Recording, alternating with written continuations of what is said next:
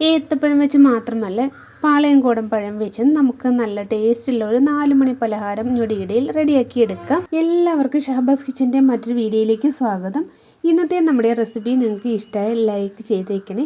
കൂടെ തന്നെ സബ്സ്ക്രൈബ് ചെയ്ത് തൊട്ടടുത്തുള്ള ബെല്ലൈക്കണിൽ കൂടി ഒന്ന് പ്രസ് ചെയ്താൽ ഓരോ വീഡിയോസും നിങ്ങൾക്ക് നോട്ടിഫിക്കേഷനായി കിട്ടുന്നതായിരിക്കും. അപ്പോൾ നമ്മുടെ സ്നാക്സ് റെഡിയാക്കി എടുക്കാൻ വേണ്ടിയിട്ട് ഞാനിത് ഈ രൂപത്തിൽ 3 പാളയംകോടൻ പഴമാണ് എടുത്തിട്ടുള്ളത്. പഴമൊക്കെ ഓരോരുത്തരുടെ ഇഷ്ടത്തിനനുസരിച്ച് കൂട്ടുകയും കുറയ്ക്കുകയൊക്കെ ചെയ്യാം. ഞാൻ 3 എടുത്തിട്ടുണ്ട്. അത് 3 ഈ രൂപത്തിലൊന്ന് കട്ട് ചെയ്തെടുത്തിട്ടുണ്ട്. ഈ പഴം നമുക്കിനി നെയ്യിലൊന്ന് റോസ്റ്റ് ചെയ്തെടുക്കണം. അതിനായി ഒരു പാൻ അടുപ്പത്ത് വെച്ച് കൊടുത്തിട്ടുണ്ട്. ഒന്ന് ചൂടായി വന്നപ്പോൾ 1 ടീസ്പൂൺ നെയ്യാണ് കേട്ടോ നമ്മൾ ഒഴിച്ചു കൊടുക്കുന്നത്. നെയ്യ് ഒന്ന് ഒഴിച്ചു കൊടുത്ത ശേഷം പാനിൻ്റെ എല്ലാ ഭാഗത്തും ഒന്ന് ചുറ്റിച്ചു കൊടുക്കണം. അങ്ങനെ നമ്മൾ പാനിൻ്റെ എല്ലാ ഭാഗത്തും ഒന്ന് ചുറ്റിച്ചു കൊടുത്തിട്ടുണ്ട്. ഇനി നമുക്ക് എല്ലാം കൂടി ഇതിലേക്കൊന്ന് ഇട്ടുകൊടുക്കാം.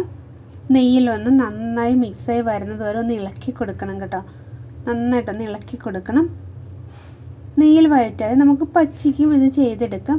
പക്ഷേ ഇങ്ങനെ നെയ്യിൽ വഴറ്റിയ ശേഷം റെഡിയാക്കുമ്പോൾ നല്ലൊരു ടേസ്റ്റാണ് കേട്ടോ ഇതിന്. ഈ സമയം ലോ ടു മീഡിയം ഫ്ലെയിമിൽ വെച്ചിട്ട് വേണം നമ്മളിത് റെഡിയാക്കി എടുക്കാൻ.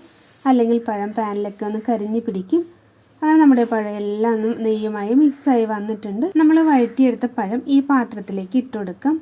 കണ്ടില്ലേ, പഴം ഒന്ന് നെയ്യിൽ നന്നായിട്ടൊന്ന് ഒന്ന് കുഴഞ്ഞ് വന്നിട്ടുണ്ട്. അതിൻ്റെ ടേസ്റ്റ് അതേപോലെ തന്നെയാണ് കേട്ടോ. നല്ല ഒരു മണവും വരുന്നുണ്ട്. ഇനി നമുക്ക് ഇതൊന്ന് ഉടച്ചെടുക്കണം കേട്ടോ. ഈ സ്പൂൺ വെച്ചിട്ട് നമുക്ക് നന്നായിട്ടൊന്ന് ഉടച്ചെടുക്കണം. ഇതിനായി നല്ല പഴുത്ത പഴം തന്നെ നമ്മൾ എടുക്കണം കേട്ടോ. പഴുപ്പ് കുറഞ്ഞ പഴം എടുക്കുമ്പോൾ ഒരു പുളിപ്പ് രസം ഉണ്ടാവും.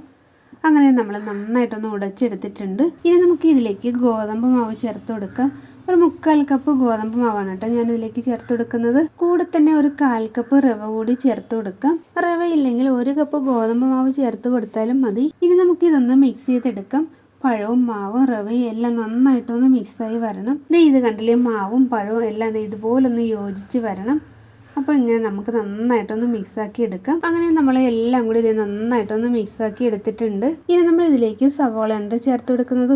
ഒരു സവാള സ്ലൈസ് അരിഞ്ഞാണ് ചേർത്ത് കൊടുക്കുന്നത്. ഇതുപോലെ അരിഞ്ഞ ശേഷം കൈവച്ച് ഇതുപോലെ ഒന്ന് ആക്കി കൊടുത്താൽ സെപ്പറേറ്റ് ആയി കിട്ടും. സവാള ചേർത്ത് കൊടുത്തിട്ട് നമ്മൾ പിന്നെ ഇതിലേക്ക് ചേർത്ത് കൊടുക്കുന്നത് 2 പച്ചമുളക് ചെറുതായിട്ട് അരിഞ്ഞതാണ് കേട്ടോ. എരിവ് കുറഞ്ഞ പച്ചമുളക് ആയതുകൊണ്ടാണ് കേട്ടോ 2 ചേർത്ത് കൊടുത്തത്.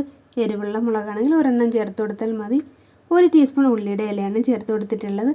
3 തണ്ട് കറിവേപ്പിലയും കൂടി ചേർത്ത് കൊടുത്തിട്ടുണ്ട്. ഇനി നമ്മൾ ഇതിലേക്ക് ചേർത്ത് കൊടുക്കുന്നത് 1/2 ടീസ്പൂൺ ചില്ലി ഫ്ലെക്സ് ആണ്. കൂടെ തന്നെ 1/2 ടീസ്പൂൺ കുരുമുളക് ക്രഷ് ചെയ്താണ് കേട്ടോ ചേർത്ത് കൊടുക്കുന്നത്. 1/2 ടീസ്പൂൺ ഉപ്പ്, പാകത്തിനുള്ള ഉപ്പാണ് കേട്ടോ ഇത് ചേർത്ത് കൊടുത്തിട്ടുള്ളത്. 1/2 ടീസ്പൂൺ ഉപ്പിൻ്റെ ആവശ്യമുള്ളൂ. അതുപോലെ തന്നെ ഒരു 1/4 ടീസ്പൂൺ അല്പം കൂടി മഞ്ഞൾപ്പൊടിയാണ് ചേർത്ത് കൊടുക്കുന്നത്. ഇനി ഇതെല്ലാം കൂടി നന്നായിട്ടൊന്ന് മിക്സ് ചെയ്ത് കൊടുക്കണം. നമ്മൾ കൈ വെച്ചിട്ട് തന്നെ നന്നായിട്ടൊന്ന് മിക്സ് ആക്കി എടുക്കണം. നമ്മുടെ പഴവും മാവും എല്ലാം കൂടെ ഒന്ന് കട്ട പിടിച്ചിരിക്കുകയല്ല. അപ്പം നമ്മൾ കൈ വെച്ചിട്ട് തന്നെ നന്നായിട്ട് ഇതുപോലെ ഒന്ന് മിക്സ് ആക്കി കൊടുക്കണം. അല്പം വെള്ളം കൂടി ചേർക്കേണ്ടി വരും കേട്ടോ. അതുകൊണ്ട് ആദ്യമേ നമുക്ക് ഇതുപോലെ ഒന്ന് മിക്സ് ആക്കിയതിന് ശേഷം വെള്ളം ചേർത്ത് കൊടുത്താൽ മതി. നമ്മുടെ ചായ തിളയ്ക്കുന്ന സമയം കൊണ്ട് വളരെ ടേസ്റ്റിൽ പെട്ടെന്ന് റെഡിയാക്കി എടുക്കാൻ പറ്റുന്ന ഒരു സ്നാക്സ് ആണ് കേട്ടോ ഇത്. നമ്മൾ പഴം വഴറ്റിയിടുന്ന സമയം മാത്രമേ നമുക്ക് ഒത്തിരി വേസ്റ്റ് ആവുന്നുള്ളൂ. ബാക്കി പെട്ടെന്ന് തന്നെ നമുക്കിത് റെഡിയാക്കി എടുക്കാൻ പറ്റും. നമ്മുടെ ചായ തിളയ്ക്കുന്നതിന് മുന്നേ തന്നെ നമുക്കിത് റെഡിയാക്കി എടുക്കാൻ പറ്റും. അങ്ങനെ നമ്മൾ നന്നായിട്ടൊന്ന് മിക്സാക്കി എടുത്തിട്ടുണ്ട്. അതിൻ്റെ കട്ടയെല്ലാം മാറി നന്നായിട്ട് വന്നിട്ടുണ്ട്. ഇനി നമുക്ക് ഇതിലേക്ക് കുറച്ച് വെള്ളം കൂടി ചേർത്ത് കൊടുക്കണം കേട്ടോ. അല്പം ലൂസാക്കി എടുക്കണം. ഒത്തിരി വെള്ളം ചേർത്ത് കൊടുക്കേണ്ട ആവശ്യമില്ല കേട്ടോ. 1 ടേബിൾ സ്പൂൺ വെള്ളം നമ്മൾ ചേർത്ത് കൊടുത്തിട്ടുണ്ട്. ഇതിന് നന്നായിട്ടൊന്ന് മിക്സാക്കി എടുക്കണം. ഇതിൻ്റെ കൂടെ 1 ടേബിൾ സ്പൂൺ വെള്ളം കൂടി ചേർത്ത് കൊടുക്കുക. ആദ്യം ഇതൊന്ന് മിക്സാക്കി നോക്കിയ ശേഷം നമുക്ക് 1 ടേബിൾ സ്പൂൺ വെള്ളം കൂടി ചേർത്ത് കൊടുക്കാം.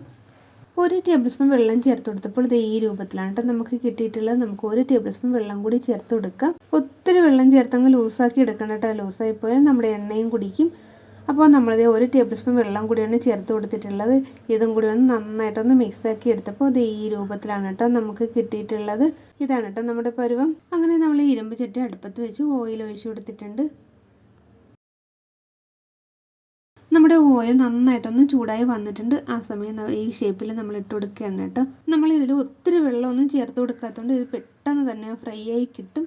നമ്മളെ പരിപ്പൊടിയൊക്കെ ഇല്ലേ, അതുപോലെ നമുക്ക് പെട്ടെന്ന് തന്നെ ഫ്രൈ ആക്കി എടുക്കാൻ പറ്റും. ഇത് മീഡിയം ഫ്ലെയിമിൽ വെച്ചിട്ടുണ്ട് റെഡിയാക്കി എടുക്കാൻ. ഇല്ലെങ്കിൽ ഇതിൻ്റെ ഉൾഭാഗം വേവുകയില്ല, പുറം ഭാഗം കരിഞ്ഞും പോകും. ഒരു ഭാഗം ഏകദേശം ഒന്ന് റെഡിയായി വന്നപ്പോൾ നമുക്കിതൊന്ന് മറിച്ചിട്ട് കൊടുക്കാം.